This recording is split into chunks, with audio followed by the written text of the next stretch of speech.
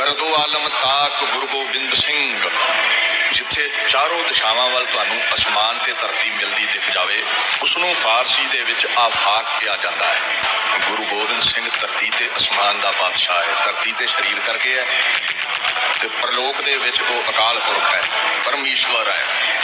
ਇੱਕ ਬੰਨੇ ਝੋਲਾ ਹੈ, ਇੱਕ ਬੰਨੇ ਉਹ ਜੋਤ ਹੈ। ਭਾਈ ਨੰਦ ਲਾਲ ਕਹਿੰਦੇ ਜਦੋਂ ਚੌਂਕੜਾ ਲਾ ਕੇ ਮੈਂ ਸੱਚਖੰਡ ਉਡਾਰੀ ਮਾਰਦਾ ਹੈ, ਇਹ ਜਿਹੜਾ ਗੁਰੂ ਗੋਬਿੰਦ ਸਿੰਘ ਆਨੰਦਾਂ ਦੀ ਪੁਰੀ ਤਖਤ ਤੇ ਬੈਠਾ ਹੈ, ਸੱਚਖੰਡ ਤਖਤ ਤੇ ਬੈਠਾ ਹੁੰਦਾ ਹੈ। ਸਭ ਦੇਵੀ ਦੇਵਤੇ ਦੇ ਚਰਨਾਂ ਵਿੱਚ ਬੈਠੇ ਹੁੰਦੇ ਨੇ। ਭਾਈ ਨੰਦ ਲਾਲ ਵਰਗਾ ਪਰਸ਼ੀਅਨ ਦਾ ਵਿਦਵਾਨ ਕੋਈ ਨਹੀਂ ਹੋਇਆ।